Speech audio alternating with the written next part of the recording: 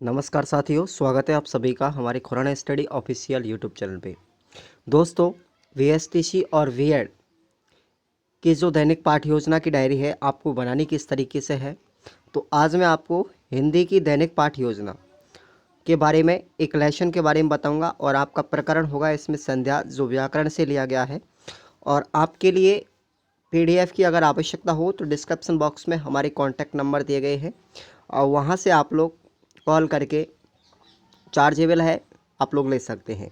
तो आप लोगों को लेसन बनाना किस तरीके से है हिंदी का, आज मैं आपको बताऊंगा। और आज हमारा ये पहला लेसन है, हम पूरे के पूरे लेसन आपको प्रोवाइड करवाएंगे। ठीक है, यूट्यूब वीडियो के माध्यम से भी आप लोग अपने लेसन बना सकते हैं। सबसे पहले आपको इस तरीके का प्रारूप बना लेना है। विद्यालय का नाम, कक्षा, वर्ग, विषय, हिंदी व्याकरण लिखना है। प्रकरण में आपको संज्ञा लिखना है और कालांश भी लिखना है और अवधि आपकी 45 मिनट की होती है। प्रकरण में आपको संज्ञा के ऊपर बात करूंगा तो सबसे पहले लेसन बनाते समय दो चीज़ें याद रखनी होती है। पहला होता है हमारा सामान्य उद्देश्य और दूसरा होता है विशिष्ट उद्देश्य। सामान्य उद्देश्य में आपको लिखना क्या होगा, पहला पॉइंट है छात्रों को हिंदी भाषा समझने के योग्य बनाना। दूसरा पॉइंट है छात्रों को व्याकरण के नियमों का ज्ञान कराना। पॉइंट नंबर 3 है कि भाषा को शुद्ध रूप से पहचानने योग्य बनाना। पॉइंट नंबर 4 है छात्रों को हिंदी वर्णों की उत्पत्ति एवं शब्दों के विभिन्न रूपों से परिचित कराना। पांचवा पॉइंट है हिंदी भाषा से अवगत कराना। और छठवां पॉइंट है हमारा वर्णमाला एवं ब्राह्म चिन्हों से अवगत कराना। उसके बाद में लिखने आपको विशिष्ट उद्देश्य। विशिष्ट उद्देश्य में लिखना है पहला पॉइंट शुद्ध व्याकरण के साथ मौखिक पठन पाठन कराना। पॉइंट नंबर 2 है कठिन शब्दों का अर्थ बताना। पॉइंट नंबर 3 है शब्दों का सही उपयोग और सही चयन करना सिखाएंगे। पॉइंट नंबर 4 है कि संज्ञा के बारे में हम बताएंगे। और पॉइंट नंबर 5 है संज्ञा के उदाहरणों को भी हम यहाँ पे समझाएंगे। उसके बाद में आता है हमारा शिक्षण सहायक सामग्री। अगले पन्ने में लिखना है आपको शिक्षण सहायक सामग्री, जिसमें चौक, डस्टर, लपेट फलक या श्यामपट्ट बोल सकते हैं, किताब हमारी हो सकती है। तो ये हमारी टीचिंग एड्स होती है। उसके बाद में लिखना है आपको पूर्व ज्ञान। छात्रों को व्याकरण की सामान्य जानकारी है। पूर्व ज्ञान में लिखना है छात्रों को व्याकरण की सामान्य जानकारी है। उसके बाद में आपको प्रस्तावना प्रश्न बनाने पड़ते हैं और प्रस्तावना प्रश्न आपको लिखना किस तरीके से है कि जो अपना पहला प्रश्न है वो दूसरे प्रश्न के क्रमबद्धता में होना चाहिए। तो देखिएगा, पहला प्रश्न है छात्राध्यापक कथन में लिखना है आपको पहला प्रश्न, हमें शिक्षा किससे प्राप्त होती है। तो छात्र या छात्रा क्रिया के अंतर्गत लिखना है, शिक्षकों से मिल सकती है, पुस्तकों से मिल सकती है आदि। दूसरा प्रश्न है शिक्षक हमें कहाँ मिलते हैं, तो स्कूल में या फिर कॉलेज में। क्वेश्चन नंबर 3 है कि स्कूलों में हम किन किन चीज़ों से लिखते हैं, तो पेन, पेंसिल इत्यादि। क्वेश्चन नंबर 4 है शिक्षक या फिर व्यक्ति, स्कूल एक स्थान है तथा पेन एक वस्तु है, ये आदि का बोध कराने वाले शब्द क्या कहलाते हैं। तो छात्र इस प्रश्न को सुनकर के बिल्कुल संभावित उत्तर देंगे या फिर ये प्रश्न हमारा समस्यात्मक प्रश्न कहलाएगा। और इसी प्रश्न के ऊपर हम क्या करेंगे, पूरी व्याख्या को करेंगे और पूरा लेसन बनाएंगे। उसके बाद में आपको लिखना है उद्देश्य कथन। उद्देश्य कथन इम्पोर्टेंट है। छात्रों, आज हम सभी व्याकरण में संज्ञा का अध्ययन करेंगे, ये आपको उद्देश्य कथन में लिखना है। अब हम अपना प्रस्तुतिकरण करेंगे, छात्रों के सामने संज्ञा के बारे में शिक्षण बिंदुओं को रखेंगे।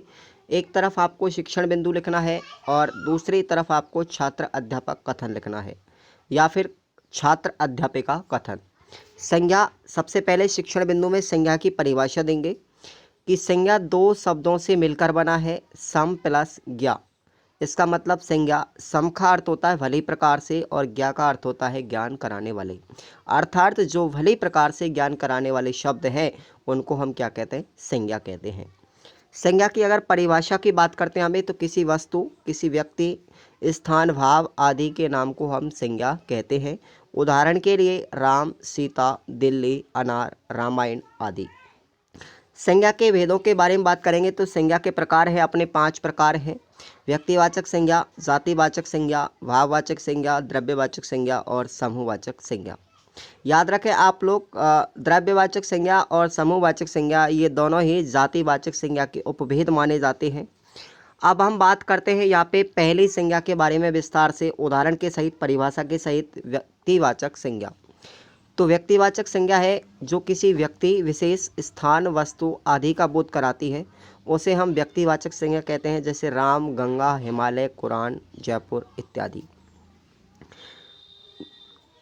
आपको एक पन्ने को के बाद में अगला पन्ना जो आपका आएगा, उस पन्ने में जस्ट इसके सामने लिखना है छात्र क्रिया, शिक्षण विधि और श्यामपट्ट कार्य लिखना होगा। छात्र ध्यानपूर्वक सुनेंगे और शिक्षण विधि आपकी व्याख्यान होगी और श्यामपट्ट कार्य में आपको संज्ञा लिखना है। ये नेक्स्ट पेज की बात है, आप लोग यहाँ पे देख सकते हैं। यहाँ पे व्याख्यान विधि की हम बात कर रहे हैं। सभी छात्र ध्यानपूर्वक पढ़ेंगे और सुनेंगे और संज्ञा के प्रकारों को हम श्यामपट्ट कार्य में लिख देंगे। तो ये अपना इस पेज के व्याख्यान के पश्चात दूसरा पेज होता है, ठीक है। उसके बाद में अगले शिक्षण बिंदु की तरफ हम बढ़ते हैं, जातिवाचक संज्ञा, ठीक है। ये जो आपको पेज दिया गया है, इसके जस्ट सामने ही आपको लिखना है छात्र क्रिया के अंतर्गत शिक्षण विधि है, श्यामपट्ट कार्य है, तो वो आपका सामने वाला पेज होगा। जातिवाचक संज्ञा की हम बात करते हैं, जो संज्ञा किसी एक ही प्रकार की वस्तुओं का या किसी पूरी जाति का बोध कराती है, उसे हम जातिवाचक संज्ञा कहते हैं, जैसे नदी है, पर्वत है, स्कूल है, पुस्तकें हैं आदि। द्रव्यवाचक संज्ञा में बात करते हैं कि जिस संज्ञा शब्द से उस सामग्री या फिर किसी पदार्थ का बोध होता है, उसे हम द्रव्यवाचक संज्ञा कहते हैं, जैसे दूध, पानी, तेल इत्यादि। अगली है समूहवाचक संज्ञा, जो संज्ञा शब्द किसी व्यक्ति का वाचक न हो करके, किसी व्यक्ति विशेष का बोध न करा करके किसी समूह का बोध कराती है, उसे हम समूहवाचक संज्ञा कहते हैं, जैसे वर्ग, सभा, सेना, पुलिस, बाल सभा इत्यादि। उसके बाद में भाववाचक संज्ञा में आपको लिखना है किसी भाव, गुण, दशा आदि का ज्ञान कराने वाले जो शब्द हैं वो भाववाचक संज्ञा के अंतर्गत आते हैं, जैसे क्रोध, मिठास, दुखी, खुशी, बुढ़ापा इत्यादि। उसके बाद अगले पेज में आपको लिखना है, इसी के जस्ट सामने छात्र क्रिया करेंगे, शिक्षण विधि लिखेंगे और श्यामपट्ट कार्य में लिखेंगे।